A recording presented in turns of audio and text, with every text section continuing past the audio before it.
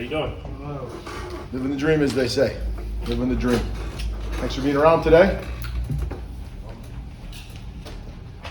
Okay, the game Friday. Here we go. Fire away.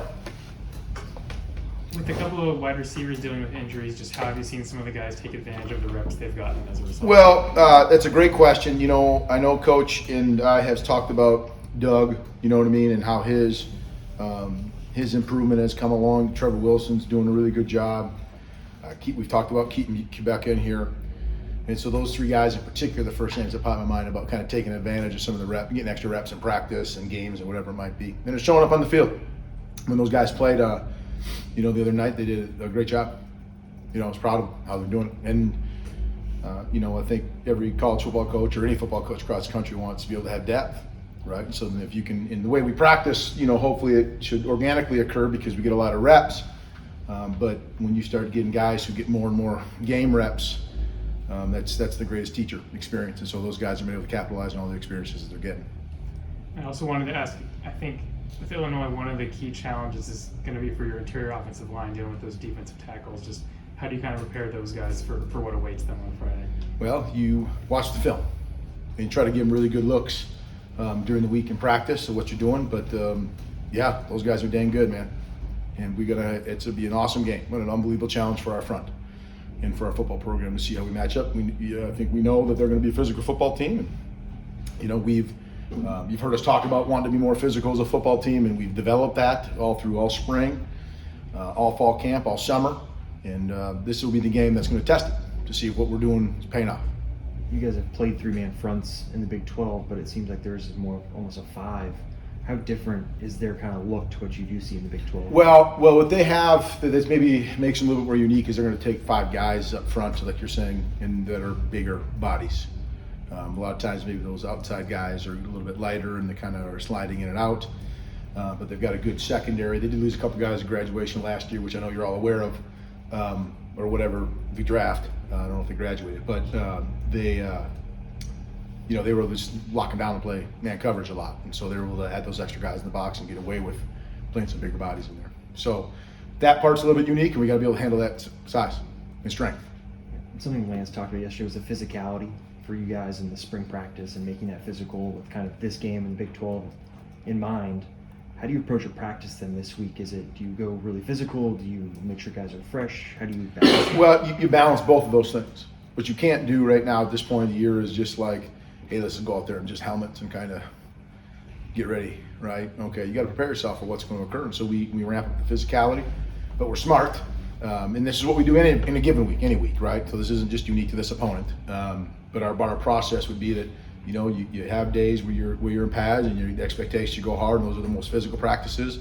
But you start in the week in practices that don't have as much physicality, but require you to run around and know your assignments and bend your knees and all those sort of things. So you balance both of those things because you got to do both. You can't really do one or the other and expect to get a good product on Saturday.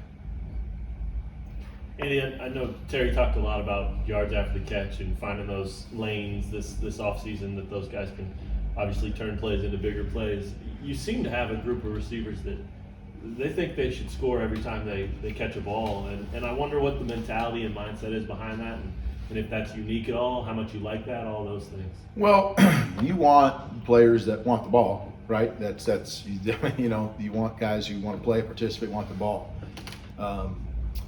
And I guess to your question about, is there a uniqueness to them? I think in the last year, the emphasis that's been put on how you go about getting the yards after the catch, okay? The techniques necessary that T-Sam is coaching and the rest of the offensive staff, because it's all of our offensive skill players, the things that we're doing. What I'm proud of is that those things are showing up on film and they're showing up in situations that might, to the untrained eye or someone who's just kind of casually watching a game, might not really pay attention to. And we showed it to the whole offense in the game. LJ had 2 catches on these little hitch routes. And on both times, he immediately caught the ball and went forward. And he caught the ball around 5.5 yards. And both times he moved forward for 12. And both times resulted in first downs.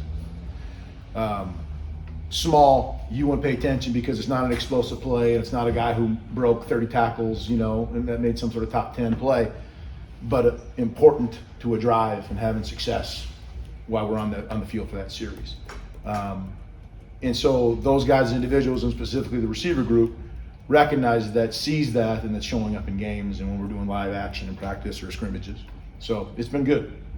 You gotta love that, right? Like you see them jumping around when they just missed or almost got the corner and didn't, but it was close. I mean, you gotta love seeing Yes, that from them. their understanding on the intent and how things are going is at the highest it's been since we've been here. It should be that way because we've been with them for, how many ever semesters now, and they're growing and they're getting better and they're developing, which is what we want to be able to do. But it makes me excited that we want guys who, as I talked about, I think it was the last time we heard about what an eraser is, right? Okay, you want guys who are going to erase that kind of stuff. They're going to erase, a play that should gain 10 yards and now it turns into 40. And that's a big deal, which happened a couple times last week.